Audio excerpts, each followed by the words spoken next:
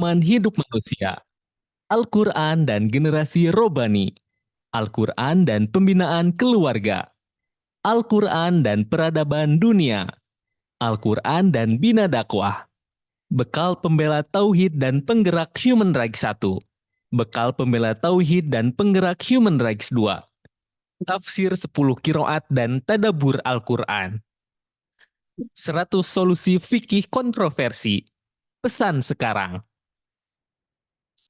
Ikuti kajian selanjutnya, doa-doa dari Al-Quran. Grand Launching, buku 99 Munajat bersama Al-Quran. Selamat datang di kajian Magdis, Inner Peace from Doa. Miliki segera tafsir 10 kiroat dan tadabur Al-Quran. Al-Quran dan keragaman hidup manusia.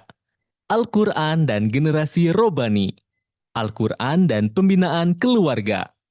Al-Quran dan peradaban dunia. Al-Quran dan bina dakwah. Bekal pembela tauhid dan penggerak human rights 1. Bekal pembela tauhid dan penggerak human rights 2. Tafsir 10 kiroat dan tadabur Al-Quran. 100 solusi fikih kontroversi. Pesan sekarang. Ikuti kajian selanjutnya, doa-doa dari Al-Quran. Grand Launching, buku 99 Munajat bersama Al-Quran. Tiada susunan kata atau kalimat yang lebih agung dan lebih indah dari ayat-ayat Al-Quran. Tiada kata atau susunan kata untuk doa yang lebih luas kandungannya serta lebih mendalam maknanya daripada doa-doa dalam Al-Quran. Doa-doa di dalam Al-Quran laksana formulir permohonan yang Allah sediakan untuk kita isi sesuai keperluan. Berdoa dari ayat-ayat Al-Quran adalah zikir melalui lisan dan kolbu. Maha baik Allah memberikan bimbingan bagaimana cara menyampaikan permohonan kepadanya melalui kitab yang Allah turunkan pada manusia agung. Tapi, sudahkah kita melakukannya? Berdoa dengan khusyuk, menjiwai huruf per huruf dari Al-Quran. Sudahkah? Segera launching buku 99 Munajat bersama Al-Quran. Tadabur ayat-ayat doa dan ruqyah. Membahas semua doa dengan kalimat pembuka Robi, Robbana, dan Allahumma. Miliki segera. Tiada susunan kata atau kalimat yang lebih agung dan lebih indah dari ayat-ayat Al-Quran. Tiada kata atau susunan kata untuk doa yang lebih luas kandungannya serta lebih mendalam maknanya daripada doa-doa dalam Al-Quran. Doa-doa di dalam Al-Quran laksana formulir permohonan yang Allah sediakan untuk kita isi sesuai keperluan. Berdoa dari ayat-ayat Al-Quran adalah zikir melalui lisan dan kolbu. Maha baik Allah memberikan bimbingan bagaimana cara menyampaikan permohonan kepadanya melalui kitab yang Allah turunkan pada manusia agung. Tapi, sudahkah kita melakukannya? Berdoa dengan khusyuk, menjiwai huruf per huruf dari Al-Quran. Sudahkah? Segera launching buku 99 Munajat bersama Al-Quran. Tadabur ayat-ayat doa dan ruqyah. Membahas semua doa dengan kalimat pembuka Robi, Robbana, dan Allahumma. Miliki segera. Tiada susunan kata. Sungguh tiada kedudukan yang lebih mulia, melebihi kedudukan orang yang dekat dengan pencipta alam semesta. Berdoa adalah sarana komunikasi dengan Sang Pencipta. Bukankah semakin sering kita berkomunikasi, maka artinya semakin dekat juga hubungan kita dengannya? Doa adalah ibadah yang paling Allah cintai. Jadi, apa yang membuatnya tidak mau berdoa? Apakah karena banyak harta, menempati jabatan yang tinggi atau menguasai ilmu yang luas? Bukankah yang seperti mereka dicap sebagai orang yang sombong? Padahal jika semua kenikmatan telah diambil, maka tidak ada yang bisa mempertahankannya walaupun 1 detik. Allah Maha Tahu apa yang diperlukan hambanya, meski dia sendiri tidak mengungkapkannya. Namun, berdoa tetap perlu untuk merendah kepadanya.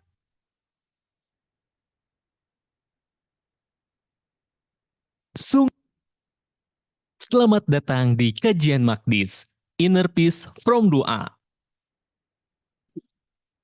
Miliki segera tafsir 10 kiroat dan tadabur Al-Quran.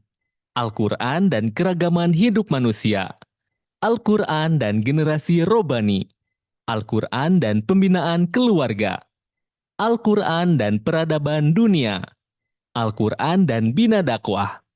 Bekal pembela tauhid dan penggerak Human Rights 1. Bekal pembela tauhid dan penggerak Human Rights 2. Tafsir 10 kiroat dan tadabur Al-Quran. 100 solusi fikih kontroversi. Pesan sekarang. Ikuti kajian selanjutnya, doa-doa dari Al-Quran. Grand Launching, buku 99 Munajat bersama Al-Quran. Selamat datang di Kajian Magdis, Inner Peace from Doa. Miliki segera tafsir 10 kiroat dan tadabur Al-Quran. Al-Quran dan keragaman hidup manusia. Al-Quran dan generasi robani. Al-Quran dan pembinaan keluarga. Al-Quran dan peradaban dunia. Al-Quran dan bina dakwah. Bekal pembela tauhid dan penggerak Human Rights 1. Bekal pembela tauhid dan penggerak Human Rights 2. Tafsir 10 kiroat dan tadabur Al-Quran. 100 solusi fikih kontroversi. Pesan sekarang. Ikuti kajian selanjutnya, doa-doa dari Al-Quran. Grand Launching, buku 99 Munajat bersama Al-Quran. Selamat datang di Kajian Magdis, Inner Peace from Doa. Miliki segera tafsir 10 kiroat dan tadabur Al-Quran. Al-Quran dan keragaman hidup manusia. Al-Quran dan generasi robani. Al-Quran dan pembinaan keluarga. Al-Quran dan peradaban dunia. Al-Quran dan bina dakwah. Bekal pembela tauhid dan penggerak Human Rights 1. Bekal pembela tauhid dan penggerak Human Rights 2. Tafsir 10 kiroat dan tadabur Al-Quran. 100 solusi fikih kontroversi. Pesan sekarang. Ikuti kajian selanjutnya, doa-doa dari Al-Quran. Grand Launching, buku 99 Munajat bersama Al-Quran. Selamat datang di Kajian Magdis, Inner Peace from Doa. Miliki segera tafsir 10 kiroat dan tadabur Al-Quran. Al-Quran dan keragaman hidup manusia. Al-Quran dan generasi robani. Al-Quran dan pembinaan keluarga. Al-Quran dan peradaban dunia. Al-Quran dan bina dakwah. Bekal pembela tauhid dan penggerak Human Rights 1. Bekal pembela tauhid dan penggerak Human Rights 2. Tafsir 10 kiroat dan tadabur Al-Quran. 100 solusi fikih kontroversi. Pesan sekarang. Ikuti kajian selanjutnya, doa-doa dari Al-Quran. Grand Launching, buku 99 Munajat bersama Al-Quran. Selamat datang di Kajian Magdis, Inner Peace from Doa. Miliki segera tafsir 10 kiroat dan tadabur Al-Quran. Al-Quran dan keragaman hidup manusia. Al-Quran dan generasi robani. Al-Quran dan pembinaan keluarga. Al-Quran dan peradaban dunia. Al-Quran dan bina dakwah. Bekal pembela tauhid dan penggerak Human Rights 1. Bekal pembela tauhid dan penggerak Human Rights 2. Tafsir 10 kiroat dan tadabur Al-Quran. 100 solusi fikih kontroversi. Pesan sekarang. Ikuti kajian selanjutnya, doa-doa dari Al-Quran. Grand Launching, buku 99 Munajat bersama Al-Quran.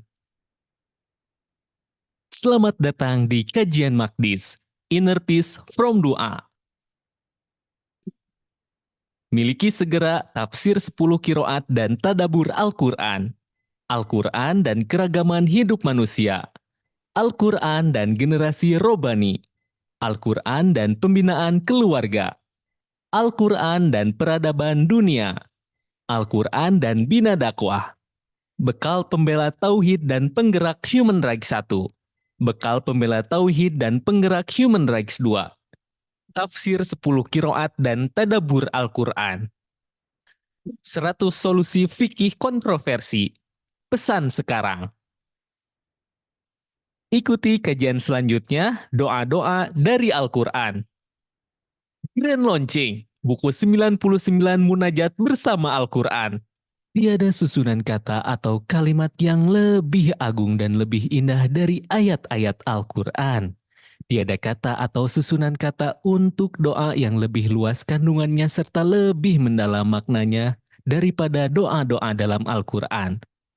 Doa-doa di dalam Al-Quran laksana formulir permohonan yang Allah sediakan untuk kita isi sesuai keperluan.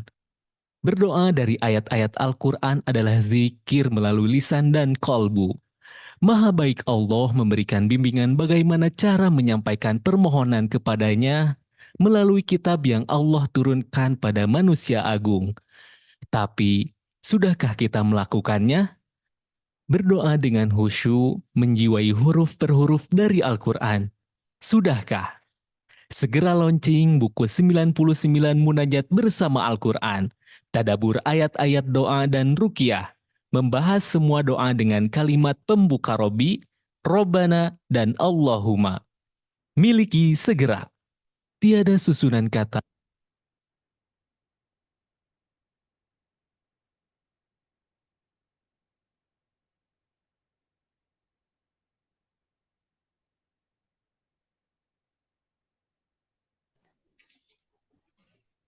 Ya, baik. Assalamualaikum warahmatullahi wabarakatuh. Coba ya, sebelum kita masuk nih, bisa dimeriahkan dulu room chatnya ya, bisa dimeriahkan dulu room chatnya. Asalnya dari mana nih? Ya, bisa di absen dulu kehadirannya.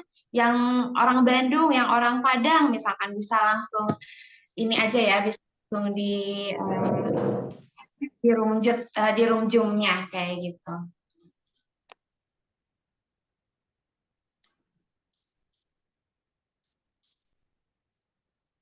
Namun kabar nih semuanya sudah bergabung di sini ada sekitar Masya Allah ya 55 peserta yang Insya Allah hari ini kita akan mulai kajian Inner Peace from Dua ya, kajian yang mungkin teman-teman tunggu-tunggu nih dari minggu-minggu lalu. Alhamdulillah hari ini kita bisa berkumpul ya bersama dalam kajian Inner Peace from Dua ini. Oke.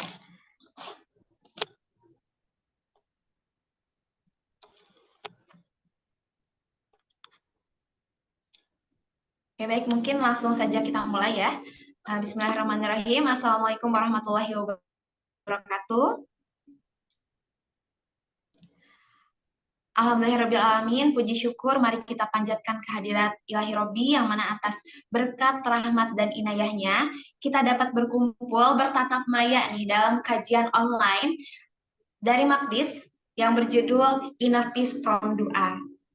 Salawat serta salam semoga tetap tercurah limpahkan ke junjungan kita semua yakni Habibana wa Nabiyana wa Rasulana Muhammad Sallallahu Alaihi Wasallam yang mana kepada para keluarganya, para sahabatnya, para tabiin tabiatnya dan sampai kepada kita selaku umatnya yang insya Allah gitu ya.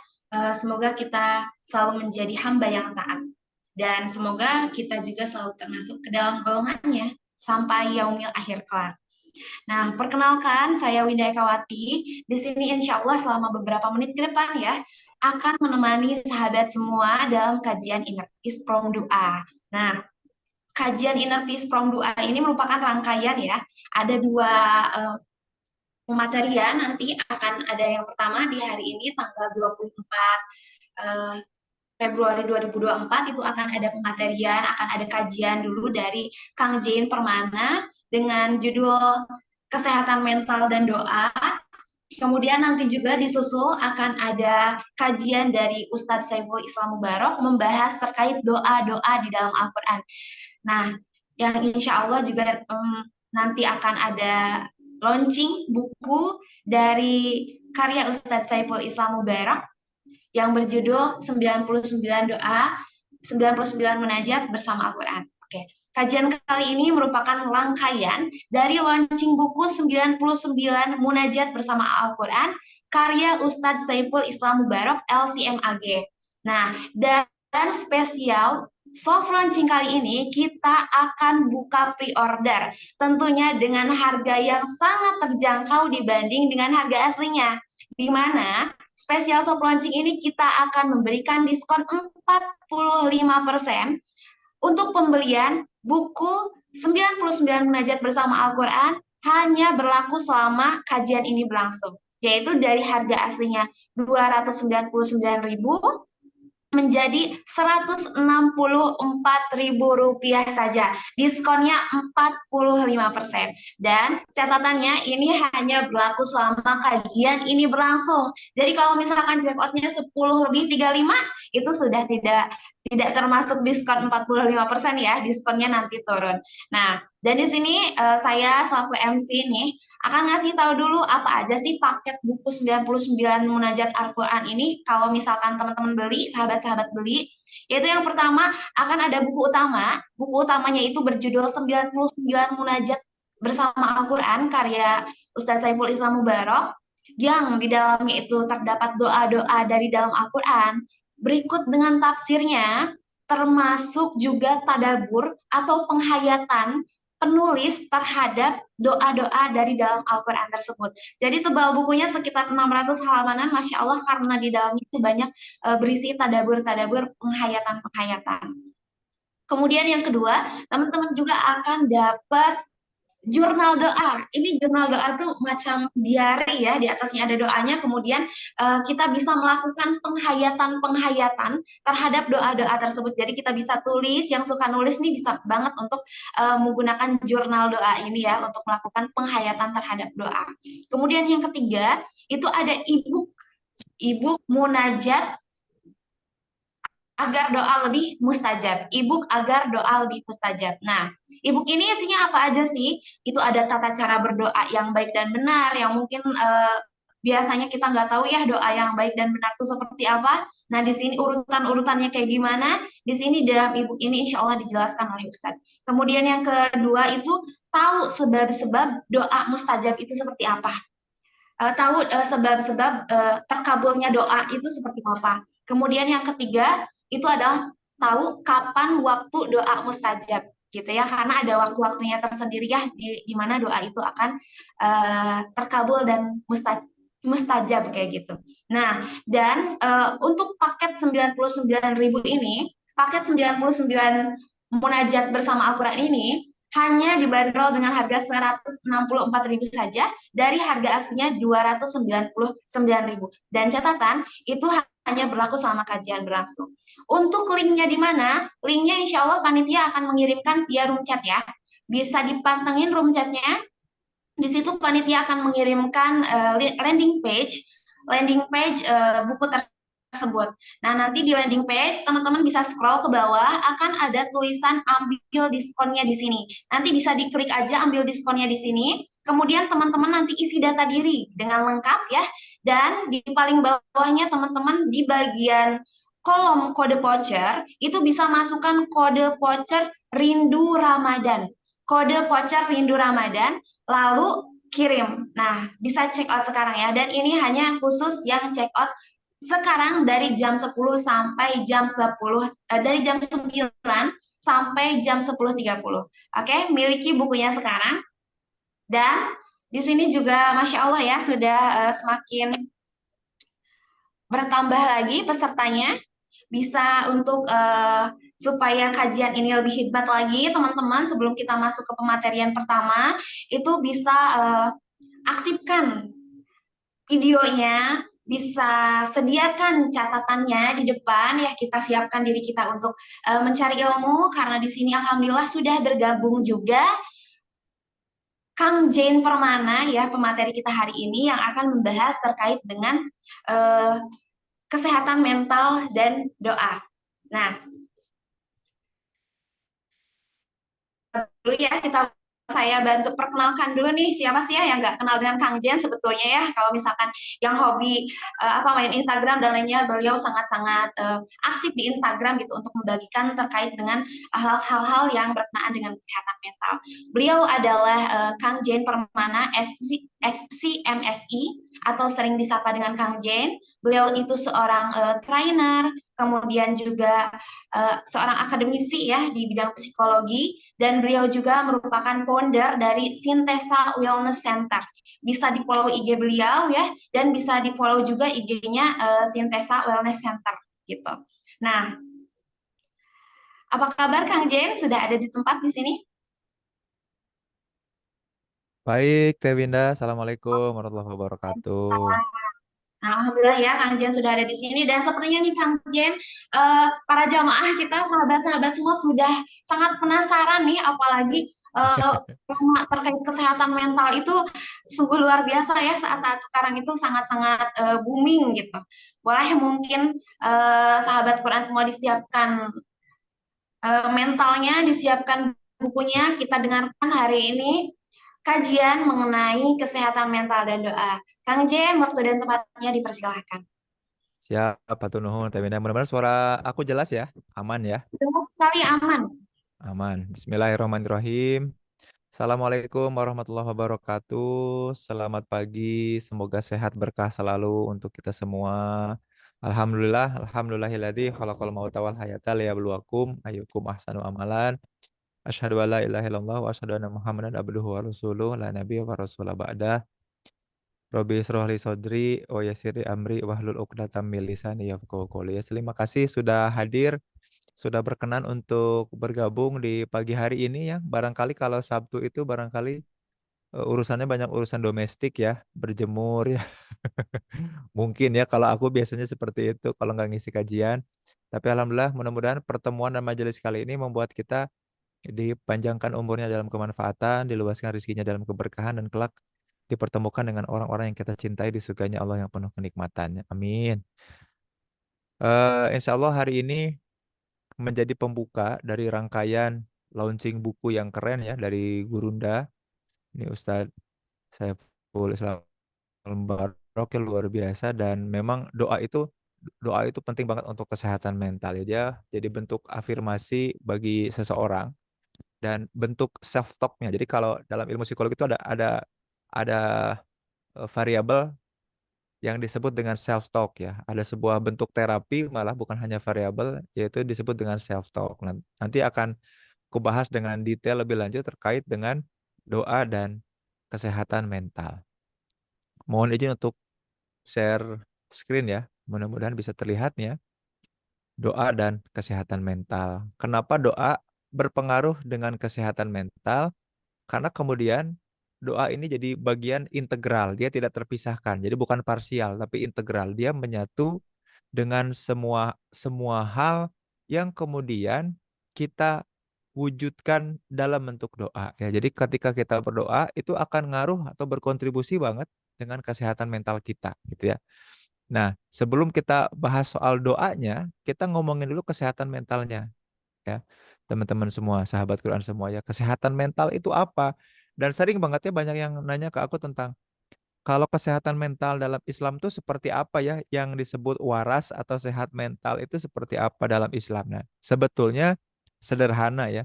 Kata sehat mental kalau dalam Islam itu sebenarnya seperti ini, dua ini.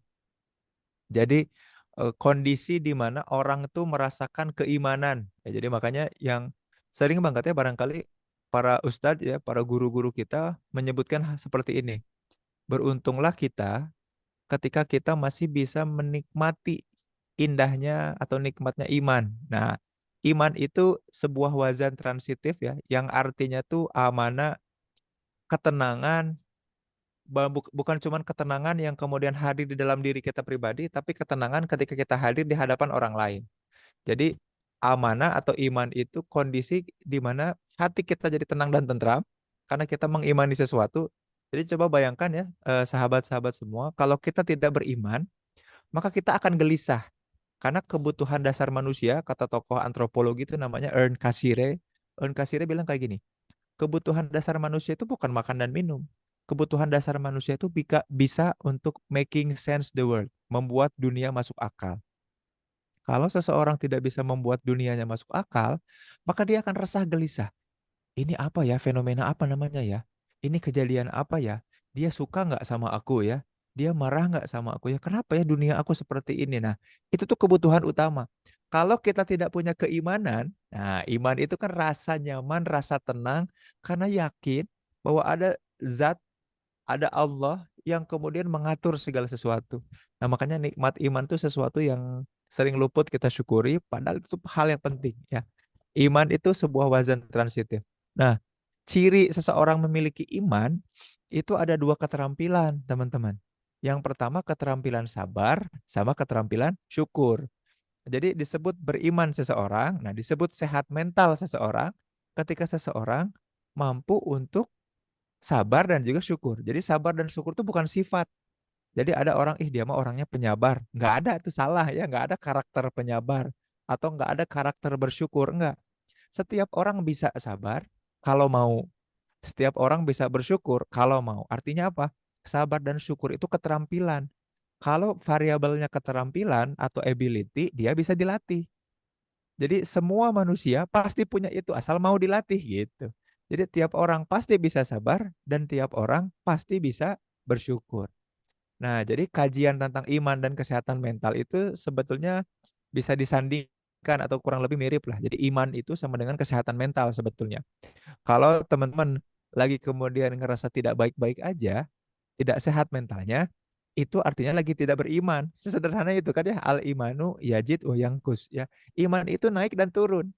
Naiknya itu karena taat, turunnya itu karena maksiat. Ya sesederhana itu. Makanya kalau misalkan tiba-tiba teman-teman ngerasa gelisah, galau, baper, karena barangkali lagi tidak yakin, tidak beriman. Jangan-jangan kita lagi menempatkan atau menyandarkan diri kita pada sesuatu yang yang sehingga ekspektasi dan sandaran kita pada sesuatu itu membuat kita jadi tidak bahagia, tidak yakin lagi gitu ya. Karena kita punya ekspektasi sama seseorang, si someone special someday maybe ya, bukan pada Allah, akhirnya kita kecewa dengan seseorang itu. Lalu kita kemudian jadi galau, jadi baper ya karena sandarannya tadi, sandarannya bukan bukan zat yang maha kuasa, yang maha mengatur, yang maha memelihara. Nah, untuk menjaga kesehatan mental, kondisi keimanan, kita butuh selalu terampil. Terampil apa? Terampil untuk sabar dan terampil untuk syukur. Nah, ini mohon maaf nih, ya, punten ini mah. Jadi kita tuh suka salah menempatkan kata sabar dan syukur. Jadi kita tuh cuman bisa nyebutin katanya aja tanpa mampu mendefinisikannya. Gitu ya, kurang lebih ya. Ini mohon maaf nih. Jadi kalau kalau ada orang sedang ditimpa musibah, kita dengan mudahnya bilang apa coba? Udah, sabar. Makanya kamu tuh banyak bersyukur, gitu ya. Hati-hati tuh. Kalimat seperti itu malah menjadikan fitnah terhadap sabar dan syukur. Karena orang yang digituin bilang apa coba kira-kira? Udah, musibah yang terjadi pada kamu itu tuh ngajarin kamu supaya sabar. Sabar ya. Kira-kira kalau orang itu tidak terima, tidak tahu bentuk konkret dan operasional dari sabar, dia akan bilang apa? Bilang kayak gini, kurang sabar apa lagi aku? Sudah habis kesabaranku. Jadi seolah-olah tuh sabar sesuatu yang buruk ya. Dan jadi fitnah nih, hati-hati.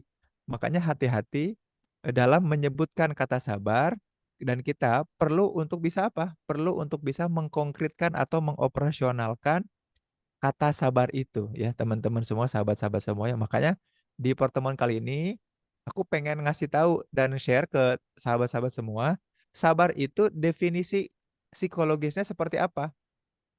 Yaitu kemampuan, kan tadi keterampilan dia ya, dia skill ya bisa dilatih. Jadi keterampilan seseorang yang mampu mengkonversi atau nge-reframe kejadian yang dianggap tidak menyenangkan atau mengecewakan menjadi sesuatu hal yang positif atau baik. Itu namanya sabar. Itu ya, aku ulangi ya. Jadi ketika seseorang mampu kemudian mengkonversi, mengubah keadaan atau kejadian yang dia pikir itu tuh keburukan, kemalangan, yang tidak menyenangkan, menjadi sesuatu yang positif, menjadi sesuatu yang lebih positif, itu tuh namanya sabar. Jadi ketika kita mampu ngajak orang lain untuk mencari sisi positif dari kejadian yang tidak menyenangkan yang dia alami, itu tuh lagi ngajak sabar sebetulnya. Makanya kata sabarnya mending jangan disebut, tapi buru-buru bantu, buru-buru ajak diri kita ataupun orang lain untuk mampu mengkonversi, mampu mengubah ya dari kejadian yang dianggapnya tidak baik jadi menemukan hal positifnya. Contoh misalkan ketika kita dapat musibah, misalkan hilang handphone misalkan ya. Ketika kehilangan handphone, kemudian yuk kita ajak diri kita dan orang yang kehilangan itu kemudian untuk nyari kira-kira sisi positifnya apa. Kan susah ya, nggak mudah kan? Makanya itu tuh yang justru harus dilakukan, bukan bilang sabar ya, udah hilang handphone, sabar ya gitu. Enggak, tapi aduh, dengan kehilangan ini, Allah kayaknya lagi ngajarin kita untuk bisa menjaga apa-apa yang Allah titipkan sama kita.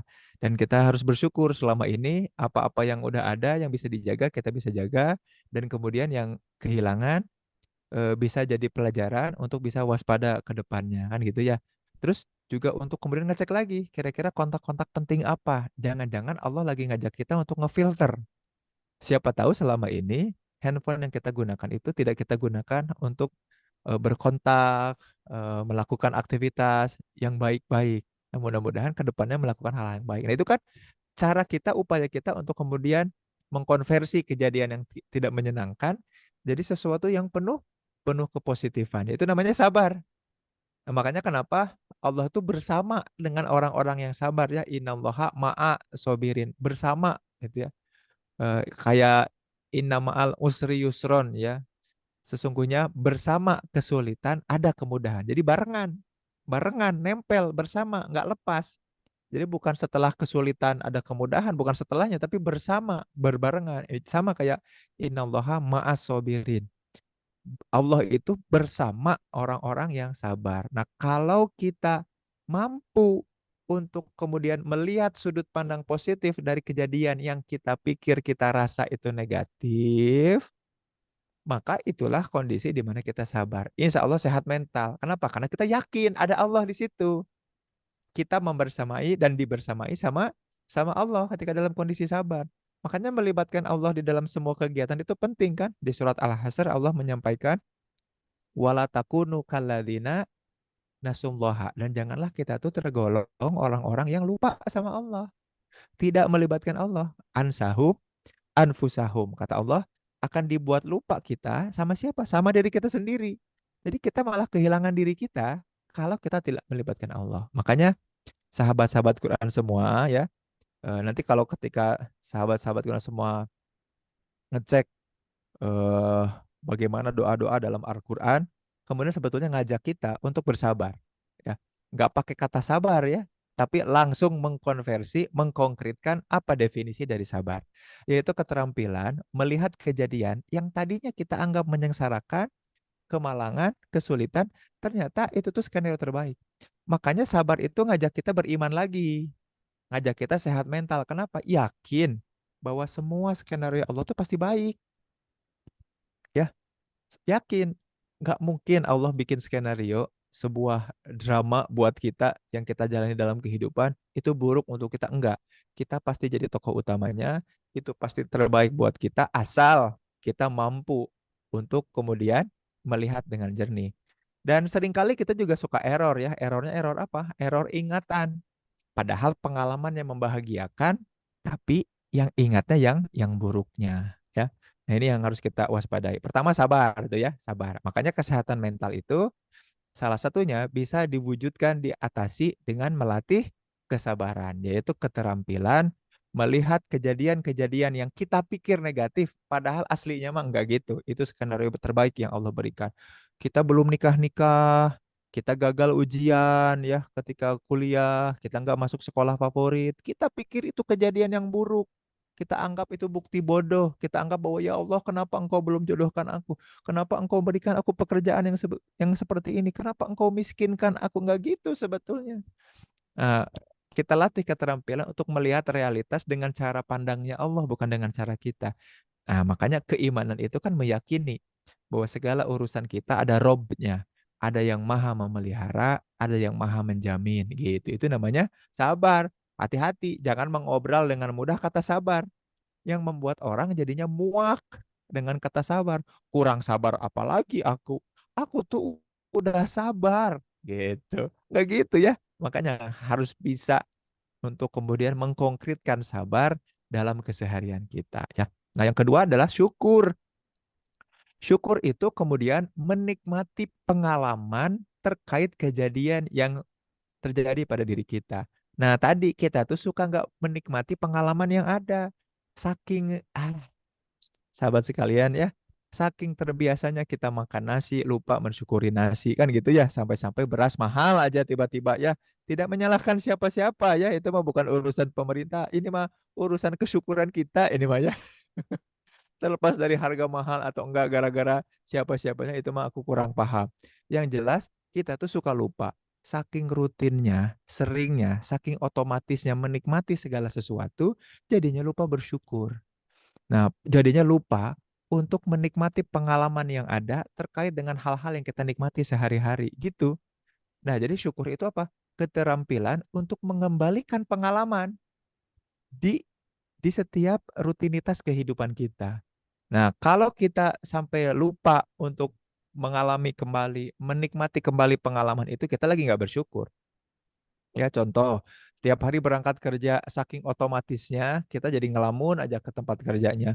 Kita kerja seperti biasa, lupa bahwa ada kenikmatan di tiap perjalanannya, bahwa ada rasa apa, ada kenikmatan mendapatkan pekerjaannya, diberikan lingkungan yang baik, diberikan rasa aman, diberikan kenyamanan. Itu kan juga harus kita syukuri. Makanya keterampilan untuk menikmati apa yang ada itu bersyukur. Makanya Allah sampaikan la in syakartum la'adzidanakum. Kalau kita bersyukur, Allah akan menambah nikmatnya, bukan jumlahnya ya, sahabat-sahabat semua, hati-hati. Jangan salah paham. Di ayat itu Allah mau ngajarin kita terkait dengan prinsip bersyukur.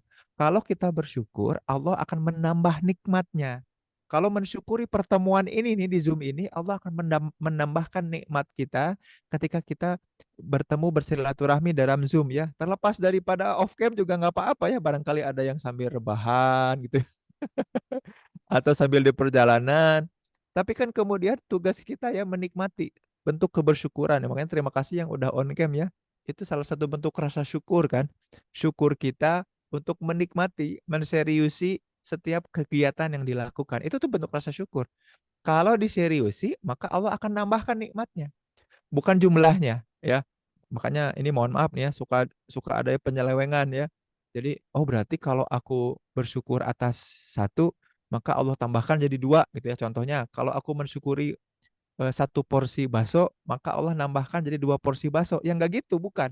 Tapi di satu porsi itu Allah akan nambahkan kenikmatannya. Nggak usah nambah jadi serakah atau malah jadi balangkari. Terlalu banyak bakso membuat kita gemoy ya, nggak bagus buat diri kita. Tapi kita kita jadi meningkat kenikmatan atas hal itu. Itu kan yang lebih baik. Makanya ini mohon maaf nih ya para bapak-bapak, bukan berarti bersyukur atas istri yang satu akan ditambahkan oleh Allah jadi dua, bukan. Tapi kenikmatan, kebersamaan, keberkahan ya, jadi berbuah banyak kebaikan itu gara-gara apa? Gara-gara rasa syukur. Ya kurang lebih seperti itu. Nah, inilah kemudian kesehatan mental. Nah, makanya doa itu menjadi penting. Kenapa? Karena ada hal-hal yang harus dibenahi mindset kita tentang doa ya. Nah, ini pertama aku pengen bahas dulu soal kesehatan mental. Barangkali selama ini masih ada mindset yang kurang tepat tentang kesehatan mental. Jangan-jangan selama ini kita mikir bahwa kesehatan mental tuh ya orang yang normal, orang yang hebat gitu. Enggak. Kesehatan mental tuh sama dengan kondisi kita ketika kita beriman, yaitu kondisi di mana kita meyakini ada Tuhan yang maha berkuasa mengatur, yang kemudian membuat kita kehilangan kegelisahan, keresahan, ya. Dan itu bisa dicapai salah duanya dengan mengkonkretkan kesabaran dan juga mengkonkretkan rasa atau keterampilan bersyukur. Jadi sabar dan syukur tuh bisa dilatih, perlu dilatih malah, dan harus senantiasa dilatih supaya kita senantiasa bersabar dan bersyukur. Dan kalau tidak salah Imam Ibnu Umar pernah menyampaikan seperti ini, sabar itu dan syukur itu sesuatu yang mutlak. Itu tuh tidak bisa kita hindari, kita mesti sabar dan syukur. Nggak bisa kita tidak sabar dan syukur. Tapi kita bisa milih katanya. Kalau kalau kata Ibnu Umar kayak gini, mending kita bersabar dalam kebodohan atau mending bersabar ketika berpayah-payah dalam pelajaran, dalam belajar. Nah, ada pilihan. Tapi walaupun ada pilihan, kita tetap harus sabar. Nah, tinggal milih. Sahabat-sahabat semua mau yang mana? Sabar dalam kebodohan atau sabar ketika bekerja keras mendapatkan pelajaran? Sabar untuk bekerja keras atau sabar dalam kemiskinan? Itu juga pilihan. Nah, ini yang paling ekstrim tuh kayak gini. Mending sabar di dunia dalam ketaatan, berpayah-payah untuk bisa taat, atau sabar nanti kelak di neraka dalam siksaan. Nah, tetap harus ada sabar kan? Nah, makanya itulah yang harus kita jaga, keimanan, kesehatan mental melalui apa? Keterampilan, sabar dan syukur ya. Mudah-mudahan sampai sini jelas ya dan paham. Kalau begitu kita lanjut nih. Sekarang doa.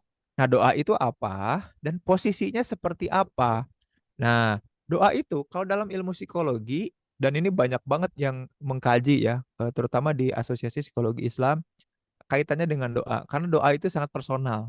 Jadi, salah satu kegiatan religius atau ritualistik yang kemudian sangat berkaitan dengan personal seseorang ya, domain atau wilayah personal seseorang secara psikologis adalah doa. Makanya doa kemudian banyak disandingkan sebagai sebuah afirmasi. Afirmasi itu apa? Ya, penguat diri yang kemudian menjadikan seseorang punya karakter. Penguat diri yang kemudian membuat orang meyakini dirinya, yang memperkuat konsep diri, pengetahuan dan pemahaman soal diri dari apa? Dari doa. Ya, makanya doa itu sangat penting. Ya, sangat penting. Nah, lawan dari doa apa? Lawan dari doa kalau dalam ilmu psikologi namanya umpatan. Dan itu selalu muncul dalam bentuk tidak sadar. Kok tidak sadar ya? Iya, karena ternyata ada sebuah mekanisme yang disebut dengan self talk yang ngomong sama diri sendiri. Sahabat-sahabat semua, tanpa kita sadari, ternyata kita tuh sering banget ngajak ngobrol diri sendiri, tapi kita nggak sadar. Contohnya kayak gini, ketika kita lagi naik motor atau kita lagi jalan ya, rencananya mau naik kendaraan umum, ternyata kita terlambat berangkatnya sehingga ketinggalan kendaraan umum. Lalu di dalam hati kita mengutuk diri sendiri, ah tadi sih terlambat dan kelamaan sih dandannya, mandinya. Nah, itu ngobrol sama siapa tuh sebetulnya? Kan ngobrol sama diri sendiri kan gitu ya. Atau pernah nggak waktu lagi SMP atau SMA ujian terus ingat bahwa di rumah pernah baca materi itu, tapi pas lagi dapat soalnya terus kita lupa jawabannya. Duh, apa ya? Itu apa ya? Itu kan kita ngobrol sama diri sendiri, sahabat-sahabat semua. Nah, makanya sebetulnya mekanisme mekanisme self talk itu mekanisme self talk itu sebetulnya alami terjadi pada kita, tapi seringkali tidak kita sadari. Ya, self talk itu alami tapi tidak kita sadari. Nah, berdoa itu adalah bentuk afirmasi, yaitu apa? Menyadari bentuk-bentuk cara kita berbicara sama diri kita dan termasuk juga bentuk komunikasi sama zat yang maha mengelola dan membuat atau menitipkan keimanan pada diri kita. Kan gitu ya. Makanya kemudian salah satu kalimat yang aku senang dari Umar bin Khattab adalah seperti ini, sahabat-sahabat Quran semua. Beliau bilang seperti ini, aku tidak terlalu peduli apakah Allah akan mengabulkan atau tidak mengabulkan doaku. Yang terpenting buatku adalah apa? Masih diizinkan, diperkenankan untuk bisa berdoa.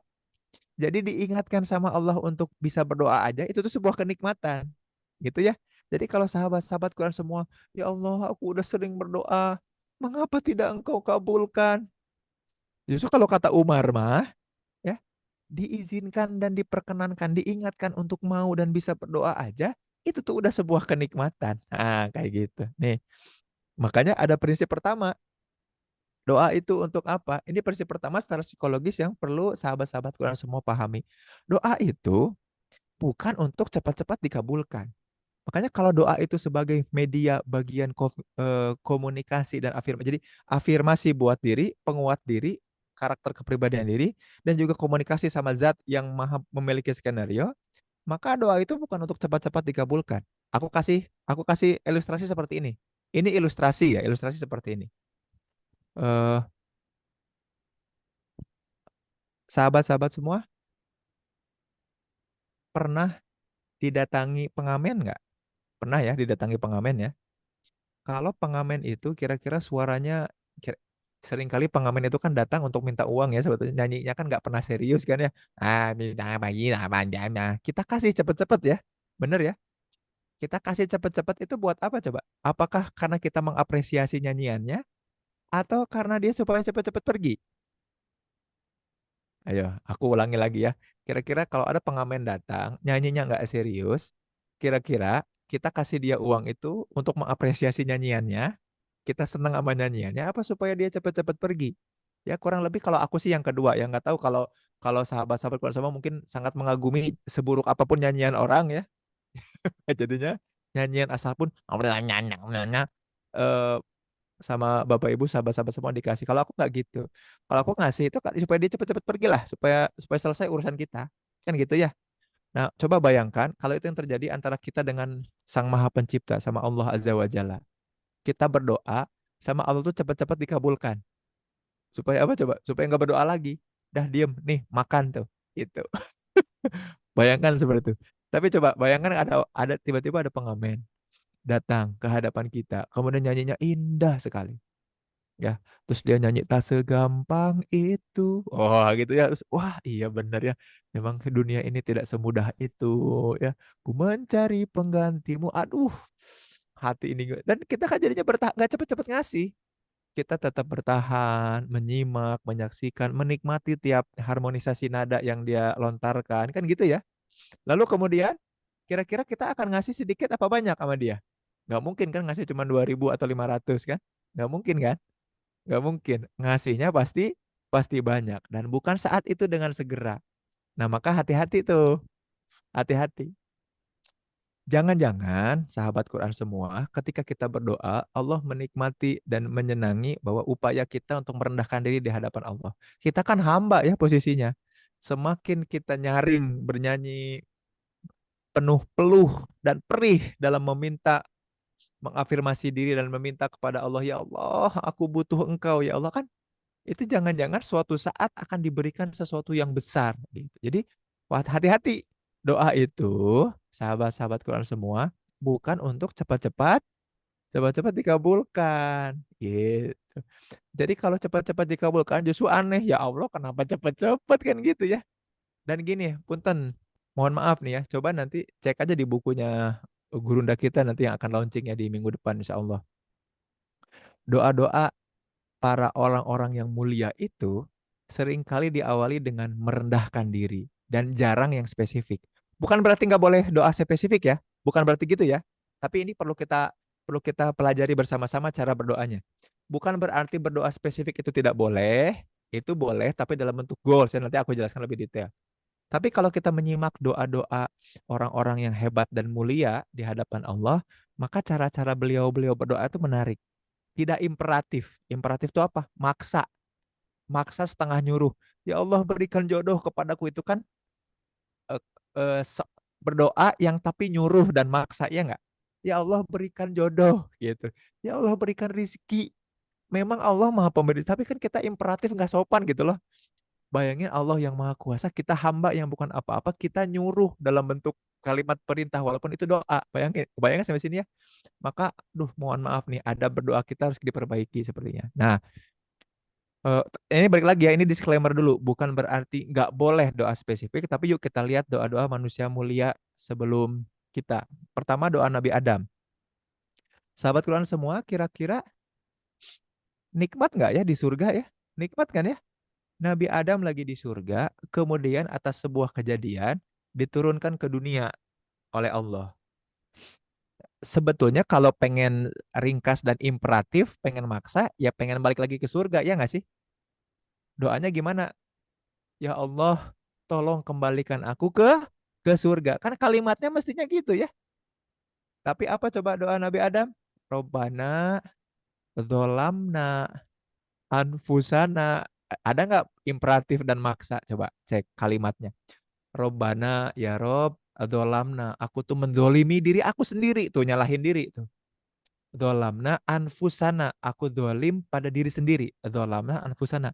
Wa ilam taghfir lana. Kalau engkau tidak mengampuni aku, watarhamna dan memberikan kasih sayang lagi. Tuh.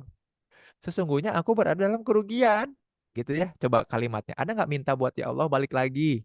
Ada nggak? Enggak ya. Itu indah banget. Itu indah banget. Ya Allah, aku hambamu, aku salah, aku yang zolim. Jangan marah ya Allah. Kan gitu. Mintanya kayak gitu. Mudah-mudahan kebayang sampai sini ya. Itu jelas, itu kan doa doa yang kita sering dengar ya.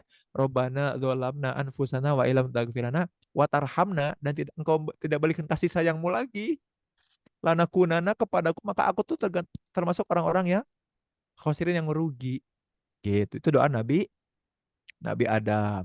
Terus doa Nabi apa? Nabi Yunus ya, yang kemudian nggak sabar, terburu-buru, pengen berdakwah, pengen cepet-cepet gitu ya. Tiba-tiba dimakan ikan. Di beberapa riwayat ikannya dimakan ikan lagi. Jadi pokoknya ke bagian terdalam perut lah. Kan gak mungkin kalau hewan yang besar dan kita masih ditelan tapi masih hidup, berarti kan gak mungkin hewannya kecil ya. Dan gak mungkin ikan besar itu tinggal di daratan, agak di permukaan, pasti di kedalaman kan. Itu kan gelapnya gelap banget. Kira-kira doanya apa? Kalau kita jadi situ, ya Allah keluarkan aku dari sini. Aku takut, aku gelap kan gitu. Tapi apa doanya Nabi Yunus? Gimana sih doanya? Aku juga lupa ya gimana. La ilaha illa anta ya, subhanaka gitu ya. Inni kuntu minat zolimin. Bener ya? Betul ya? La ilaha illa anta. Aduh ya Allah. Coba lihat tuh kalimatnya. Ada nggak, Mit? Ya Allah, keluarkan aku dari perut. Nggak ada kan ya? Apakah kemudian minta hal yang spesifik kan? Enggak ya? La ilaha illa anta. Subhanaka, maha suci, maha suci engkau ya Allah. Ini kuntu minadz-dzalimin. Sesungguhnya aku tuh dolim. Tuh nyalahin diri. Nah, makanya kalau berdoa sama Allah mah memang harus banyak menyalahkan diri sendiri. Apa? Merendahkan diri. Semakin rendah diri kita di hadapannya, makin makin besar eh, rahmat Allah untuk kemudian meninggikan diri kita gitu. Itu doa Nabi Yunus. Nah, terakhir yang aku suka bikin nangis itu doanya Rasulullah di Taif. Jadi kalau sahabat-sahabat Quran pernah ke Mekah gitu ya, pernah umroh, terus ke Taif, tuh ada daerah namanya Taif. Dan ada di Sirah namanya dakwah di Taif. Sahabat-sahabat semua. Apa yang terjadi coba di Taif? Kalau kan gini ya, Rasul itu disuruh sama Allah buat dakwah di Taif. Kalau di Mekah mah disiksanya, dihinakannya itu orang per orang. Kalau di Taif mah dikeroyok. Rasul kemana berbondong-bondong orang datang ngeroyok gitu sampai kakinya luka berdarah gitu ya, pelipis beliau juga luka ya, ditemani sama Usamah bin Zaid itu. Lalu kemudian sampai malaikat itu penjaga gunung itu turun. Malaikat penjaga gunung turun, dapat dapat kabar juga dari malaikat Jibril, katanya, "Duhai Rasul, aku sudah mendapatkan izin, sudah di-approve," katanya, udah di ACC. Kalau engkau mau, itu gunung tuh, gunung di antara Mekah itu kan ada dua gunung ya, Koa Ikon itu. Kalau engkau minta, akan aku angkat itu si gunung, lalu akan aku jebretkeun, kalau dalam bahasa Sunda mah jebretkeun ya. When we try to apa throw the mountain ya, si gunung itu mau dilemparin, dibenamkan ke orang-orang Taif. Itu udah siap. Tapi Rasul bilang apa? Jangan. Aku berdoa semoga dari keturunan mereka ada orang-orang yang beriman dan beramal soleh kepada Allah Subhanahu wa taala. Aduh, mulianya ya. Gitu. Terus lalu Rasul tersungkur berdoa. Doanya gimana coba? Nah, ini yang aku sedih nih ya. Jalan kaki dari Mekah ke Taif itu kan nanjak banget. Lalu kemudian disiksa dan dihinakan di sana. Ini mah kalau aku ya. Karena aku kan bukan Rasul. Kalau aku sebagai manusia, ya Allah, bukankah engkau yang nyuruh aku? Kenapa engkau tidak mudahkan? Kenapa engkau tidak jaga aku? Kenapa aku malah dihinakan oleh manusia? Kalau aku mah kayak gitu. Kan engkau yang nyuruh. Aku jaminkan diriku, kenapa engkau tidak lindungi kalau aku? Tapi kalau Rasul apa doanya? Allahumma ilaika asku, katanya. Dho'fa quwwati wakilati hailati wahawani ala nas ya arhamar rahimin. Doa Rasul gimana? Ya Allah, maafin ya. Aku tuh lemah. Aku tuh nggak ada daya upaya. Aku tuh bahkan direndahkan dan lemah di hadapan manusia. Maka ampuni aku ya Allah ya. Yang daya upaya aku tuh sedikit. Coba bayangin, nyalahin diri sendiri. Itu Rasul. Makanya kalau kita mindsetnya masih gini nih ya, doa itu harus cepat-cepat dikabulkan. Aduh, mohon maaf, salah alamat. Ya, karena doa untuk kesehatan mental adalah bagian dari mengafirmasi sama mengkomunikasi untuk mengingatkan kepada kita bahwa kita itu hamba. Dan memang bukan untuk cepat-cepat dikabulkan, karena skenario Allah mah udah fix, udah firm. Sekuat apapun kita akan berdoa, kalau skenario-nya udah tertulis di Lauhul Mahfuz, mah nggak bisa diapa-apain. Mudah-mudahan jelas sampai sini ya. Maka hati-hati. Yang pertama, doa bukan untuk cepat-cepat dikabulkan. Dan bukan berarti sahabat-sahabat semua nggak boleh doa spesifik ya, bukan. Tapi kita perlu sadar tempat kita. Jangan-jangan semua skenario yang ada pun udah yang terbaik buat kita. Gitu ya. Makanya yang penting dari berdoa adalah apa? Kemampuan untuk sadar dan afirmasi. Dan juga apa? Berkomunikasi sama Allah. Ngingetin kita terus bahwa kita hambanya. Itu yang pertama. Yang kedua, doa itu bukan mendapatkan. Nah, ini aku pengen meluruskan tentang doa dan supaya kita sehat mentalnya ya. Hati-hati sahabat-sahabat Quran semua ya, para bunda-bunda ya, para akang-akang ya. Doa itu bukan untuk mendapatkan ya. Hati-hati. Jadi, ya Allah aku pengen ini. Ya Allah aku pengen itu. Ya Allah kalau aku berdoa pasti aku dapat ini. Enggak, ternyata doa itu hati-hati ya. Mendapatkan itu jadi mindsetnya kayak gini kalau dalam psikologi. Kalau kita melakukan sesuatu atau doing sesuatu, maka kita akan having, akan dapat. Kan gitu ya, logikanya gitu kan ya. Nah itu sebenarnya logika yang salah, itu logika materialistik sekali. Kalau kita melakukan, maka akan mendapatkan, maka akan menjadi, kan gitu ya. Kalau pengen jadi guru, berarti ngapain? Sekolah guru, dapat gelar guru, jadi guru, kan gitu ya. Itu sebenarnya mindset yang materialistik sekali, mindset yang orang tepat. Kalau di Islam diajarkannya seperti ini, being dulu, jadi dulu, jadi dulu. Aku mau jadi guru, maka tugas guru ngapain? Mengajarkan. Dapat apa enggak jadi gurunya? Itu mah biarkan Allah yang menentukan. Gitu. Jadi piying dulu, ya Allah aku ingin soleh. Kapan? Sekarang solehnya. Makanya buat buat Allah mah tidak penting masa lalu. Makanya Islam itu agama yang lepas dari belenggu masa lalu. Selama kita mau tobat di saat itu dan sekarang, udah urusannya jadi saat itu. Kebayang ya?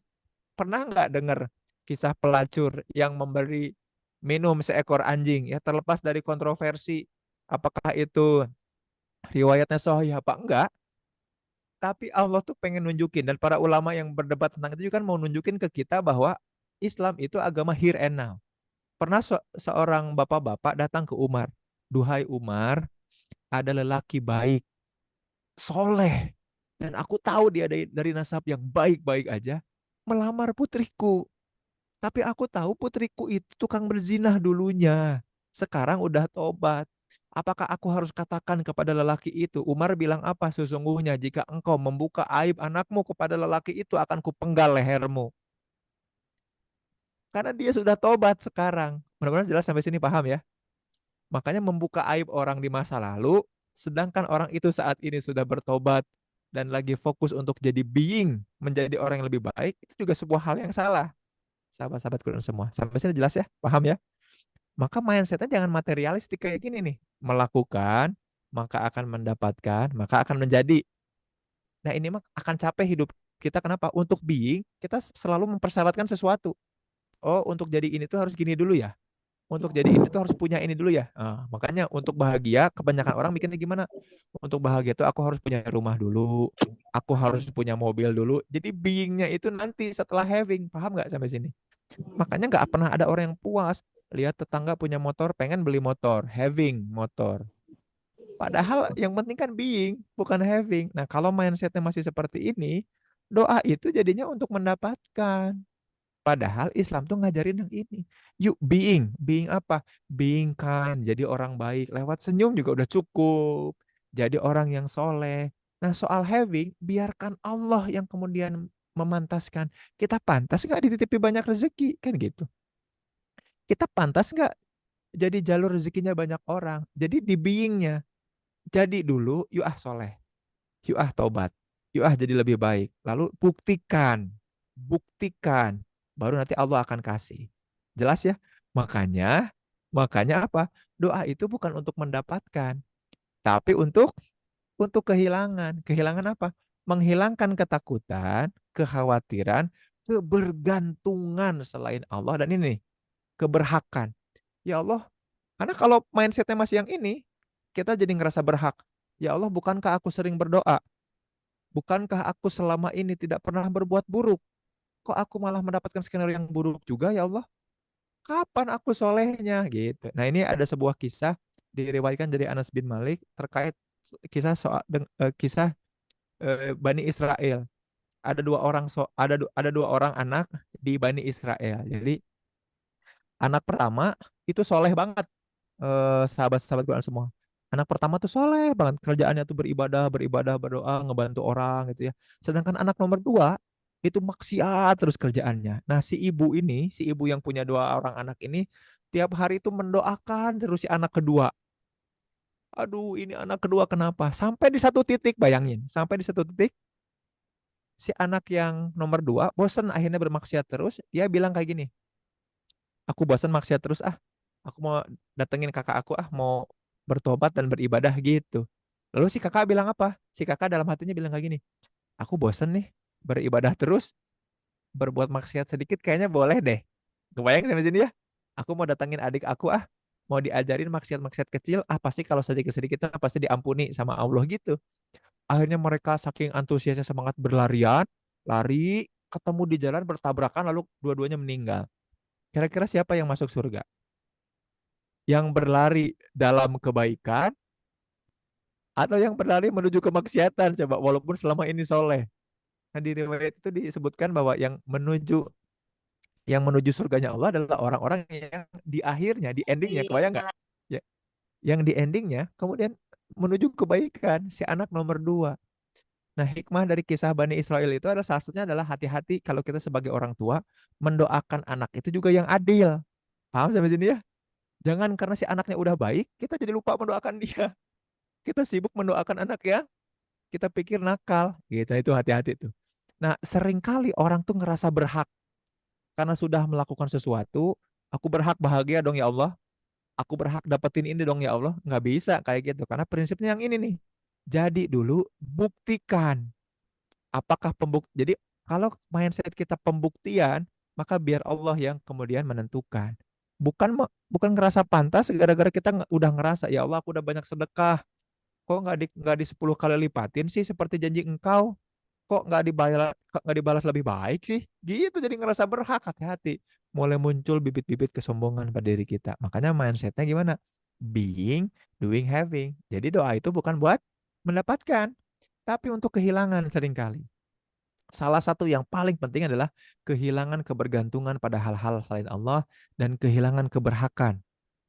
Kita ngerasa berhak, tapi berhaknya semu. Aku berhak atas kebahagiaan ya Allah. Aku kan sering udah sholat duha terus. Aku berhak mendapatkan seluruh dunia ini ya Allah. Aku kan sholat rawatib qobla subuh. Masa aku nggak dapat sih? Jadi ngerasa berhak, padahal nggak gitu. Itu tuh pembuktian. Hasil akhirnya terserah Allah akan diberikan atau tidak. Ya, yang ketiga, nah ini harus hati-hati. Doa itu bukan atau tidak hanya di awal atau di akhir kegiatan, ya. Tapi seperti ini, ada awal, ada proses, ada akhir, ya. Makanya di surat Ad-Duha kan gitu ya. Yang awal juga belum tentu lebih baik dari yang akhir, tapi doa itu ngasih afirmasi selama atau sepanjang proses. Dia tidak terpisah, bukan hal yang parsial, bukan di awal juga bukan di akhir, tapi sepanjang itu adalah upaya kita. Makanya doa itu apa? Afirmasi. Dia itu memberikan kekuatan dan dorongan untuk berbuat yang terbaik, baik itu di awal, di tengah ataupun di akhir, ya. Jadi bukan berarti, dan tadi ya yang ayat Al-Hasr yang aku sebutkan, wala takunu kalladzina ansahum anfusahum. Janganlah kita jadi orang-orang yang melupakan Allah. Di awal, di tengah, di akhir, sepanjang apapun kita ingat Allah. Kan doa itu bagian dari afirmasi. Bentuk kita komunikasi bahwa meyakinkan terus menyadarkan bahwa Allah itu hadir. Allah itu ada, Allah itu senantiasa membersamai kita, dan itu menguatkan diri kita, memberikan penguatan untuk selalu berbuat yang terbaik gitu. Nah, ini terakhir sebelum kita nanti diskusi atau curhat barangkali terkait doa ya. Pada intinya, kemudian doa itu fungsinya itu ngasih kesadaran bahwa jadi gini, dalam di ilmu psikologi itu lagi gandrung banget soal mindful ya, bahwa kita tuh harus hadir saat ini dan sekarang justru lewat doa. Makanya kalau kita pengen sadar dan sehat mental, keterampilan sabarnya naik, keterampilan bersyukurnya naik, mau nggak mau harus lewat doa. Kenapa? Karena doa itu ngasih awareness. Doa itu membuat kita ngedivine reality, mendefinisikan realitas, membuat kita napak lagi ke tanah. Ya Allah, aku punya bayangan ideal tentang hidupku seperti A, tapi kenyataannya seperti ini. Bahwa aku izinkan aku untuk menikmati dan mensyukuri kejadian kenyataannya, bukan untuk halu atau berhalusinasi atas impian-impian yang barangkali belum tentu baik untukku, kan gitu ya. Disegerakan untuk jodoh, dikayakan dan lain kan belum tentu baik buat diriku. Nah, makanya doa itu, jadi kalau sahabat Quran semua berdoa, secara psikologis dan kesehatan mental, dia ngasih kesadaran. Orang-orang yang sadar akan dirinya dan realitasnya, tentu akan punya kendali atas dirinya dan realitasnya. Orang-orang yang tidak sadar ya susah punya kendali. Susah punya kendali sama pikirannya, susah punya kendali sama perasaannya, susah punya kendali sama dorongan dan motivasinya, susah punya kendali atas keinginan dan kebutuhannya, susah punya kendali atas fisiknya. Bahaya tuh. Makanya kesadaran diri dengan cara berdoa itu penting. Makanya berdoa itu tadi balik lagi bukan untuk cepat-cepat dikabul ya. Bukan untuk diapa-apain ya, tapi doa itu tugasnya untuk apa? Tugasnya untuk memberikan kesadaran. Nah, mudah-mudahan dengan begitu kita jadi punya kesadaran yang paripurna ya, utuh atas segala sesuatu yang ada di sekitar kita. Begitu kurang lebih ya. Aku kembalikan ke Windy ya, barangkali ada yang mau didiskusikan atau Ya, ditanyakan. ya, Masya Silahkan. Allah. Terima kasih banyak Kang Jane, pemateriannya sangat luar biasa sekali ya, menambah membuka cakrawala keilmuan kita bahwa ternyata kesehatan mental itu sangat berhubungan gitu ya dengan doa. Namun Kang Jane, sebelum kita masuk ke tanya jawab, izin dulu saya akan menyampaikan beberapa informasi terkait dengan launching buku. Ya, Siap, siap. dan untuk teman-teman sembari mendengarkan informasi dari saya bisa dicatat dulu hal-hal yang ingin ditanyakan kepada Kang Jen ya, bisa disiapkan pertanyaan-pertanyaannya. Oke, seperti yang sudah disinggung di awal bahwa sekarang itu merupakan agenda soft launching dari buku 99 Munajat bersama Al-Qur'an karya Ustadz Saiful Islam Mubarak LCMAG. Dan kita kadang ya mungkin kita pernah ngerasa gelisah, kita pernah ngerasa khawatir, atau mungkin selepas sholat tuh cuman bisa bengong, bengong pasrah, padahal mah mungkin bisa jadi kita nggak tahu gitu mau berdoa apa gitu ya. Dan di sini Ustadz Saiful Islam Mubarak menghadirkan tuntunan untuk kita berdoa, di mana doa-doanya tersebut diambil dari Al-Quran kayak gitu. Nah, seperti yang kita tahu ada sebuah hadis, next, dari hadis riwayat Abu Ya'la di mana doa adalah senjata orang mukmin, tiang agama dan cahaya langit-langit serta bumi. Nah, mungkin pernah juga mendengar bahwa doa dan takdir itu saling mendahului, yang bisa merubah takdir itu hanyalah doa. Mungkin sahabat-sahabat juga kurang lebih pernah mendengar hadis-hadis tersebut. Selanjutnya, nah ini kan agenda soft launching ya teman-teman. Nanti insya Allah akan ada juga agenda grand launching-nya. Grand launching-nya akan kita adakan di tanggal 3 Maret 2024 hari Ahad ya. Nah, sebelum grand launching-nya nih, saya mau ngasih spill dulu, spill isi dari bukunya ya. Kurang lebih apa aja sih yang dibahas di buku ini? Yang pertama itu adalah pentingnya berdoa dalam kehidupan. Yang kedua adalah ebook cara berdoa paling mustajab dan cepat terkabul. Yang ketiga, doa untuk diri sendiri. Yang keempat, doa bersama untuk seluruh mukmin. Yang kelima, doa ruqyah untuk orang lain. Dan yang terakhir itu adalah 99 plus munajat lainnya yang kita butuhkan dalam kehidupan sehari-hari. Luar biasa banget ya, ada 99 plus munajat, 99 plus tadabur yang akan kita dapatkan dari buku ini. Kemudian nih, Winda juga akan spill doa untuk diri sendiri. Apa aja sih doa untuk diri sendiri yang dibahas oleh Ustadz, tapi ini hanya sekilas ya. Ini hanya sekilas. Yang pertama itu adalah doa memohon kehidupan yang aman dan sejahtera, doa sapu jagat dunia akhirat, doa memohon taubat, doa saat terdesak, doa memohon mendapatkan keluarga yang damai, doa memohon mendapatkan keturunan yang soleh, kemudian doa memohon kesehatan mental. Nah, ini berhubungan ya, bahwa dalam Islam juga ada loh doa untuk memohon kesehatan mental kayak gitu. Kemudian doa setelah tahajud dan juga doa ruqyah untuk diri sendiri. Luar biasa ya. Nah, kemudian kenapa sih kita harus punya paket buku 99 munajat bersama Al-Qur'an ini? Apa manfaatnya memang? Yang pertama, itu kita bisa tahu bagaimana cara berdoa yang baik dan benar. Yang kedua, tahu kalau misalkan terkabulnya doa itu ada sebab-sebabnya. Jadi tidak ujug-ujug kalau kata orang Sunda. Kemudian yang ketiga itu tahu kapan waktu mustajab untuk berdoa. Kemudian tahu juga gimana sih cara menghadapi segala permasalahan hidup ini. Kita akan jauh lebih tenang dan juga kita gak mudah untuk putus asa. Kenapa? Karena kita berserah itu semuanya hanya kepada Allah. Nah, selanjutnya, nah ini dia Winda sampaikan juga. Jadi bukan hanya satu buku ya yang akan teman-teman dapatkan, sahabat dapatkan, tapi ini paket. Paket buku 99 munajat bersama Al-Qur'an. Sahabat akan mendapatkan buku utama yang kalau misalkan dibeli satuan itu harganya 250.000. Isinya itu ada apa aja mengenai doa-doa dalam Al-Qur'an. Berikut dengan tafsirnya dan juga tadabur atau penghayatan-penghayatan penulis terhadap doa-doa di dalam Al-Qur'an. Kemudian akan juga dikasih jurnal doa.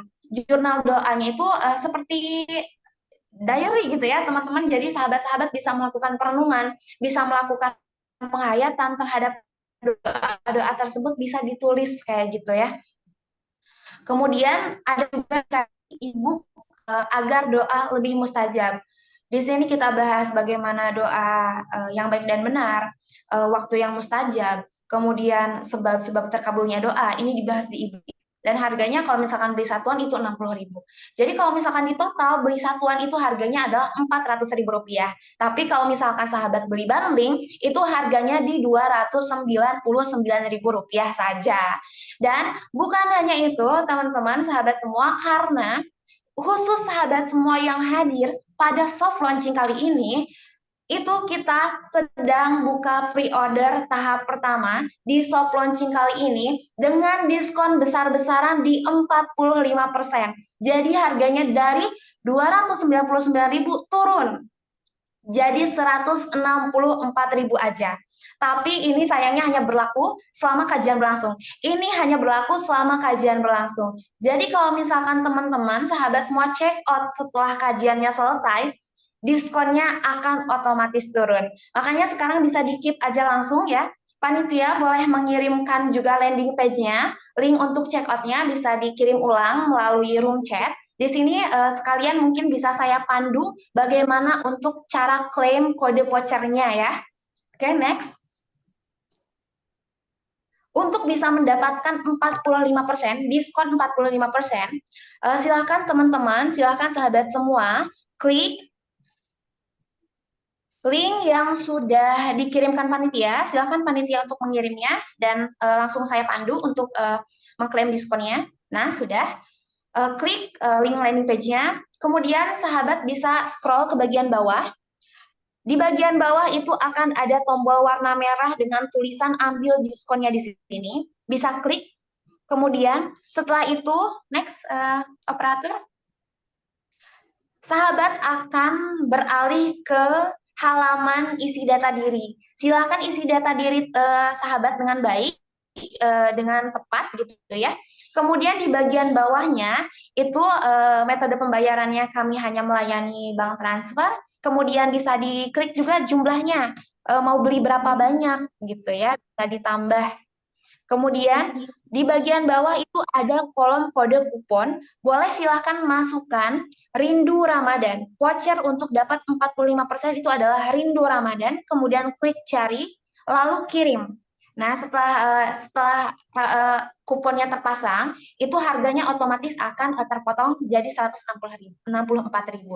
Klik kirim, setelah nanti sahabat mengklik kirim, akan ada CS kami yang langsung menghubungi sahabat ya.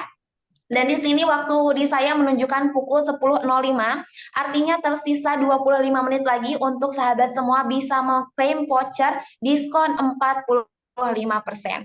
Ya, next. Dan jika sahabat semua check out-nya setelah kajian berlangsung, diskon otomatis turun jadi 40%. Kode vouchernya tetap sama, Rindu Ramadan, tapi di sistem kami langsung langsung turun ya. Jadi 40% saja. Oke.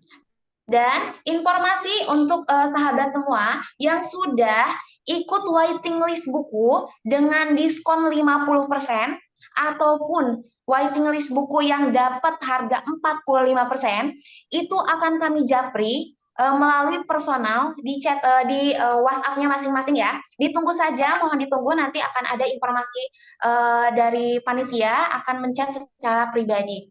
Dan untuk sahabat-sahabat yang sudah mengisi waiting list kemarin, yang dapat 50% ataupun 45%, itu punya keleluasaan waktu untuk check out-nya. Jadi tidak sekarang pun tidak apa-apa. Tapi kalau misalkan untuk sahabat Quran semua di sini yang belum mengisi waiting list dan baru mau check out hari ini, harus banget hari ini untuk bisa dapat 45%.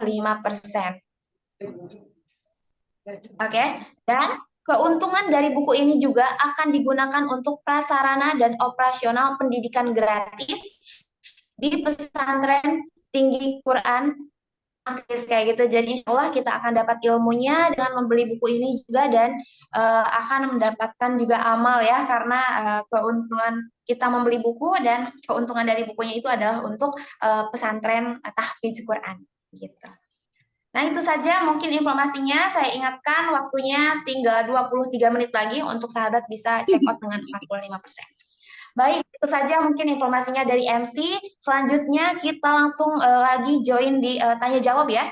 Sahabat bisa raise hand untuk bertanya, atau bisa juga di kolom komentar, di kolom obrolan ya, kolom room chat.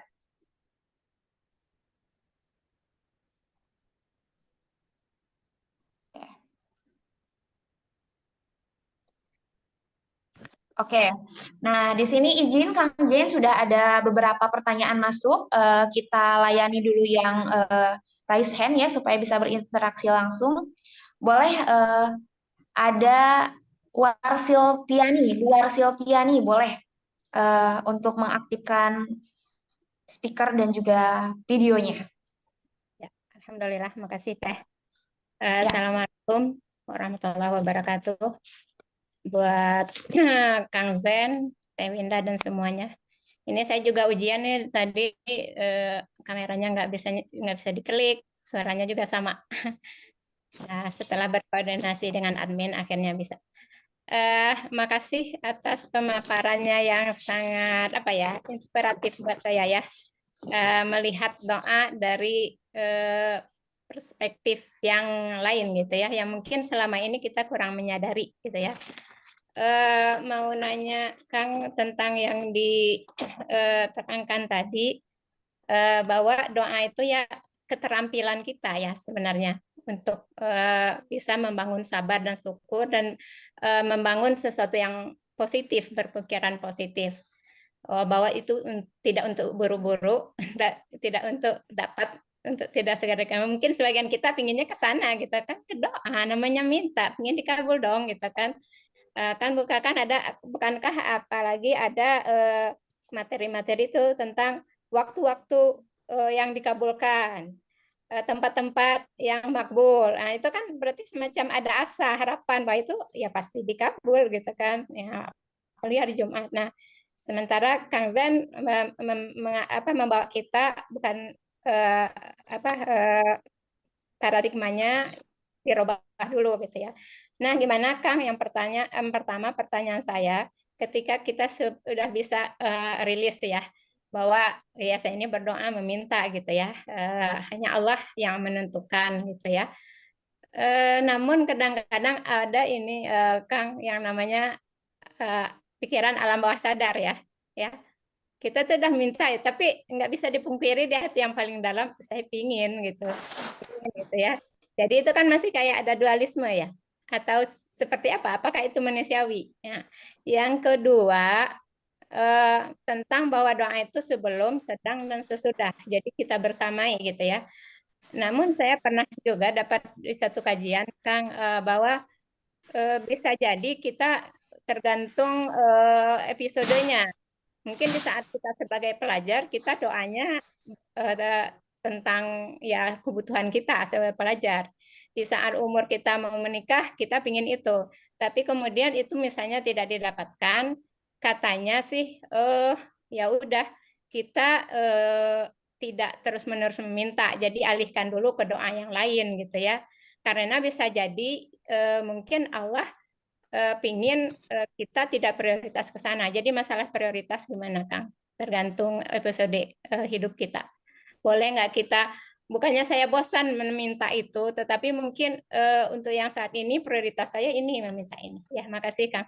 Mohon maaf kalau agak kepanjang. Baik, terima Boleh kasih. nih, Langsung dijawab aja ya, Teh Winda. ya, siap. Ya. Enggak. Oke, Bu Warsil nuhun ya. Makasih banyak pertanyaannya. Betul ya. Yang pertama terkait ini. Jadi eh, tadi itu ada yang pertama terkait dengan apa ini dulu ya, keyakinan bahwa Allah itu sudah udah ngasih skenario selalu terbaik sama kita. Itu satu dulu ya. Jadi Allah itu mah kita harus yakin dulu bahwa Allah itu maha agung, maha kuasa, maha hebat, maha tahu itu ya. Jadi gini, bahkan kita tidak berdoa pun, ini gitu ya. Bahkan kita tidak berdoa pun tadi kata Bu Warsil betul ya. Yang kita ucapkan mungkin merendahkan diri sama kayak kata-katanya para orang-orang yang kata-katanya tadi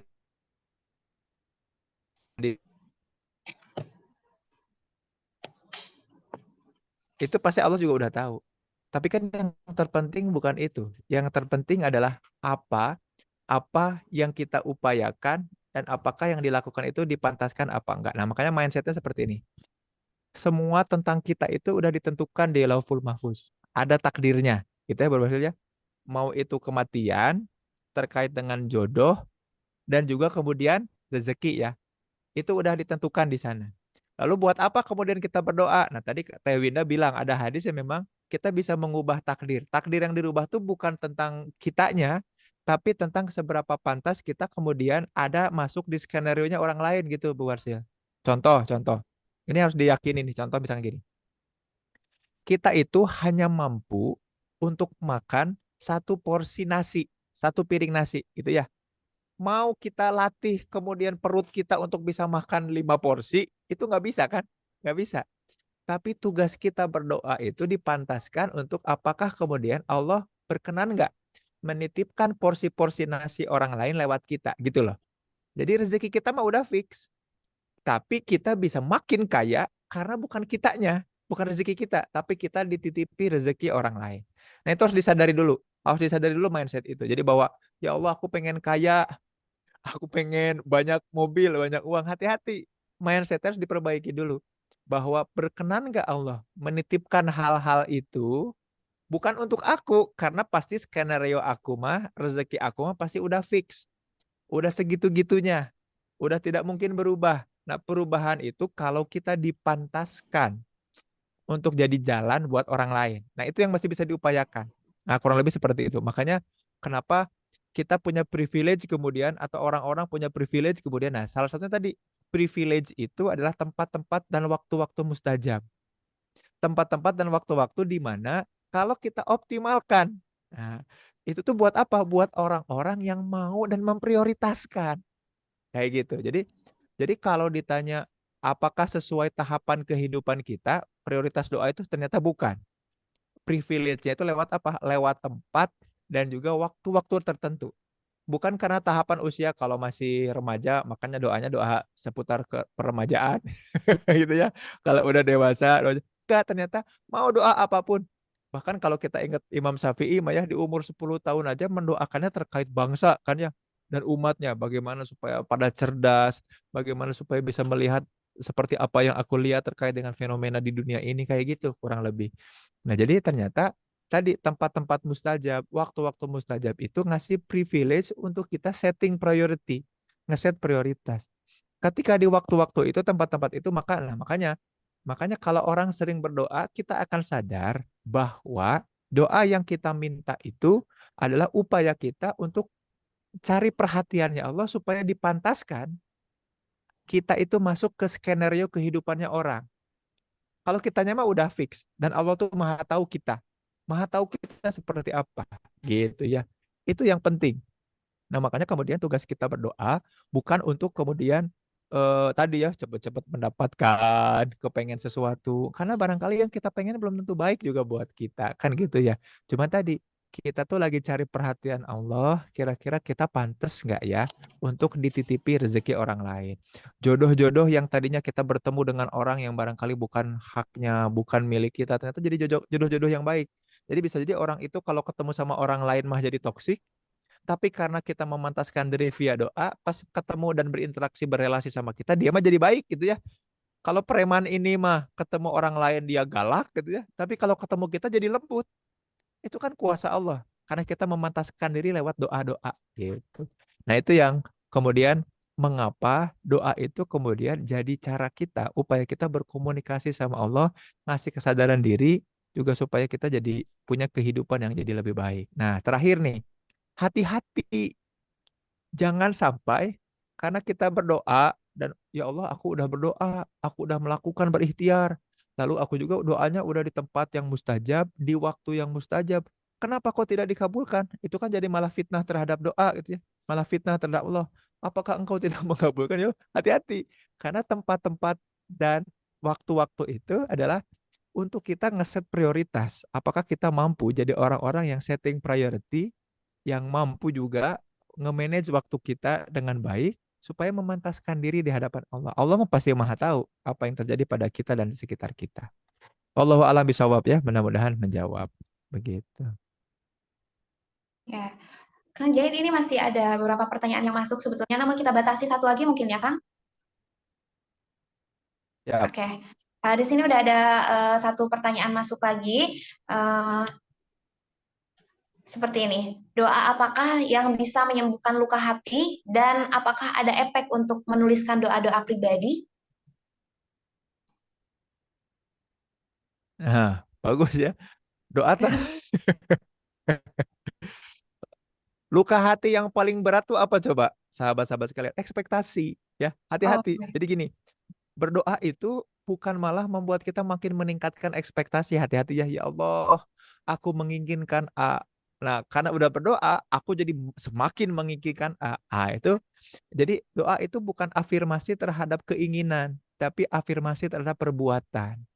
Makanya jadi hati-hati ya, makanya mudah-mudahan ini doa dan kesehatan mental ini dipahami dengan baik. Ketika kita berdoa, dia menjadi afirmasi untuk kita berbuat. Kalau ternyata jadi afirmasi untuk malah makin menginginkan, makin mendambakan, itu artinya kita lagi imperatif, lagi maksa sama Allah, lagi tidak menjadi hamba. Makanya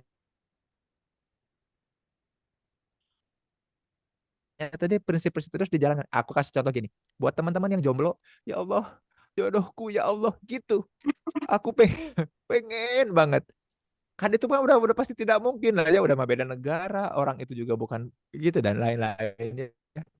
Tapi karena tadi berdoa malah jadi afirmasi keinginan. Enggak, doa itu afirmasi terkait dengan perbuatan. Supaya kita tadi jadi being yang doing, yang kemudian membuktikan. Makanya hati-hati nih, waspada ya.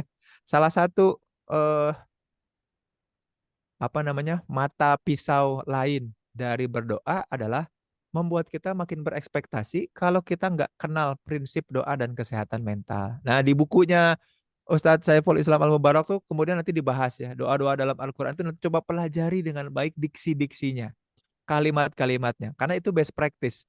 Doa-doa yang dicontohkan di Quran dan juga dilontarkan, diucapkan oleh orang-orang yang Allah muliakan. Nah, insya Allah itu jadi kebaikan buat kita semua. Begitu, Teh Winda, mudah-mudahan menjawab ya. Allahu a'lam bishawab.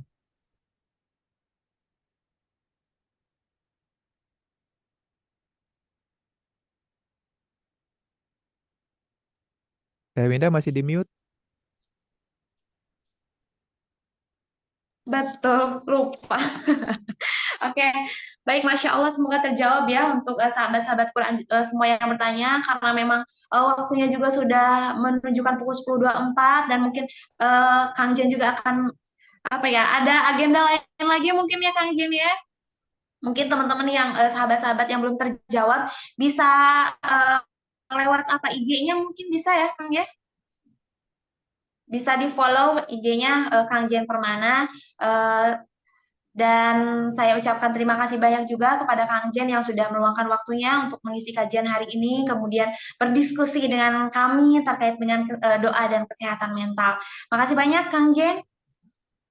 Siap, izin pamit ya. Hatur nuhun semuanya. Ya, Barakallah. Assalamualaikum dan warahmatullahi wabarakatuh.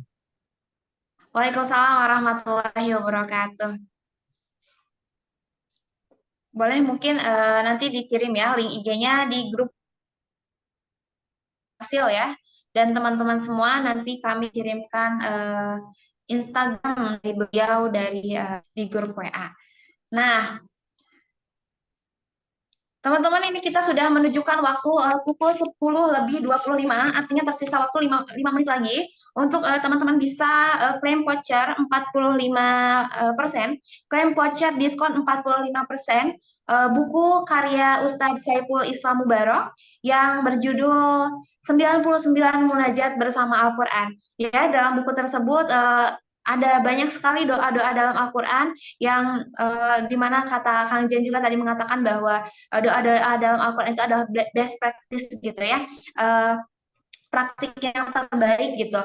Nah, teman-teman bisa langsung aja check out di link yang sudah kami kirim ya di atas di http://hamimstore.com ya, dengan memasukkan kode voucher Rindu Ramadan. Nanti insya Allah langsung akan kami kirimkan juga langsung akan dihubungi juga oleh CS kami. Nah, mungkin kita hitung mundur ya, hitung mundur sebelum akhirnya kita tutup diskon dari 45% ini. Dan teman-teman mungkin yang sudah dapat, yang sudah check out, bisa ini juga belum, saya sudah check out biar kita notice gitu ya. Dan insya Allah untuk pengiriman dari buku ini adalah tanggal 18 Maret 2024. Pengiriman akan kami lakukan serentak buat teman-teman yang check out hari ini. Oke, 45%, dan nanti setelah kajian ini berakhir, diskonnya akan turun jadi 40%. Baik, mungkin teman-teman kita waktunya sekitar 3 menit lagi, 3 menit berakhir, kita masih tunggu ya, masih tunggu yang ingin check out, masih saya berikan waktu sekitar 3 menit lagi sampai 10.30.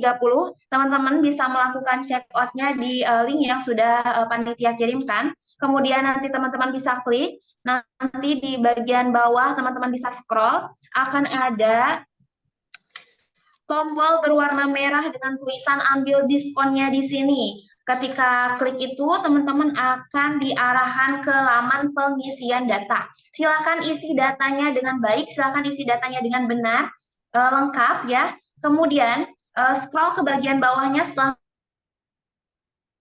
itu di bagian kode kupon, silakan masukkan kode kupon Rindu Ramadan, kemudian cari, nanti di situ akan langsung terpotong otomatis ya, terpotong otomatis 45%. Kemudian klik kirim, nanti setelah itu tinggal tunggu CS kami akan menghubungi sahabat semua.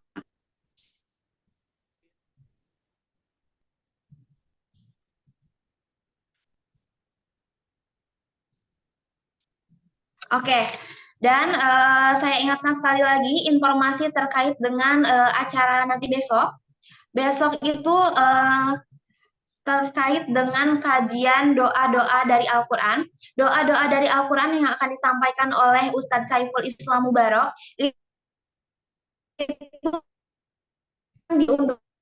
diundur ke Ahad tanggal 3 Maret 2024, sekaligus dengan launching buku Ustadz Saiful Islam Mubarok, grand launching buku Ustadz Saiful Islam Mubarok dengan judul 99 Munajat Bersama Al-Quran. Itu kita undur ya ke tanggal 3 Maret 2024 hari Ahad. Diharapkan sahabat semuanya bisa join kembali untuk kita mendengarkan kajian terkait dengan doa-doa dari Al-Quran sekaligus bedah buku karya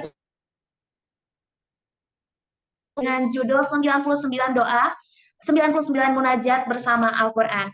Oke, di sini masih ada 52 peserta. Boleh dipersilakan untuk segera check out sebelum akhirnya kita tutup diskonnya. Sekali lagi bisa langsung di check out dengan mengklik link yang sudah kami kirimkan di room chat.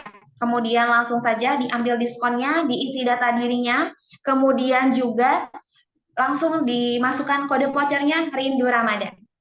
Baik, kita hitung mundur ya dari hitungan 10, 9, 8,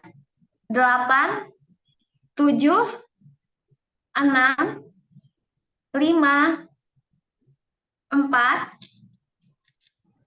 Yang tidak ada nomor rekening mungkin bisa ini ya, bisa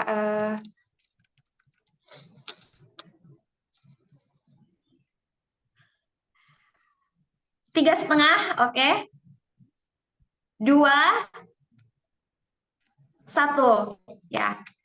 Terima kasih banyak kepada sahabat semua yang sudah order buku dari karya Ustadz Saiful Islam Mubarak dengan judul 99 Munajat Bersama Al-Quran.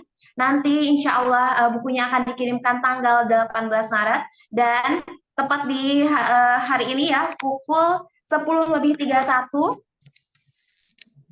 Diskonnya sudah kami turunkan jadi 40%. Dari 45%, diskonnya turun jadi 40%. Terima kasih banyak sekali lagi yang sudah berpartisipasi dalam kajian kali ini, yang sudah check out bukunya kali ini, dan saya ingatkan lagi untuk hadir di kajian kedua, doa-doa dari Al-Quran bersama dengan Ustadz Saiful Islam Mubarak, yang insya Allah agendanya kami undur, yang tadinya hari Minggu besok, qadarullah karena ada satu dan lain hal diundur jadi Ahad tanggal 3 Maret 2024 sekaligus grand launching dari buku karya Ustadz tersebut.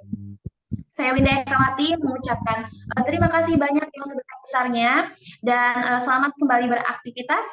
Kita tutup dengan hamdalah dan doa akhir majelis. Terima kasih banyak. Wassalamualaikum warahmatullahi wabarakatuh. Sungguh tidak kedudukan yang lebih mulia, melebihi kedudukan orang yang dekat dengan pencipta alam semesta. Berdoa adalah sarana komunikasi dengan Sang Pencipta. Bukankah semakin sering kita berkomunikasi, maka artinya semakin dekat juga hubungan kita dengannya? Doa adalah ibadah yang paling Allah cintai. Jadi, apa yang membuatnya tidak mau berdoa? Apakah karena banyak harta, menempati jabatan yang tinggi atau menguasai ilmu yang luas? Bukankah yang seperti mereka dicap sebagai orang yang sombong? Padahal jika semua kenikmatan telah diambil, maka tidak ada yang bisa mempertahankannya walaupun 1 detik. Allah Maha Tahu apa yang diperlukan hambanya, meski dia sendiri tidak mengungkapkannya. Namun, berdoa tetap perlu untuk merendah kepadanya.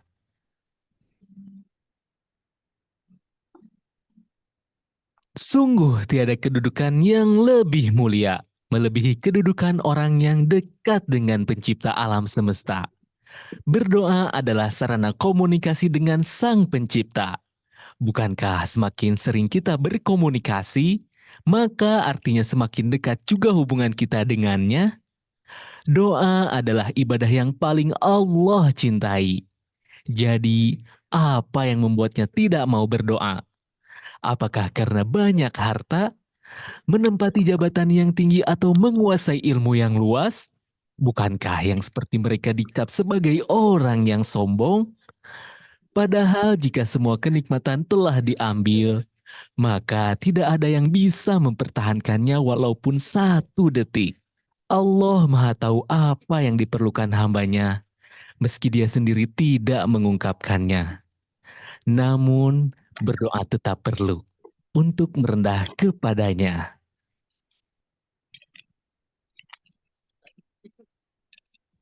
Sungguh tiada kedudukan yang lebih mulia, melebihi kedudukan orang yang dekat dengan pencipta alam semesta.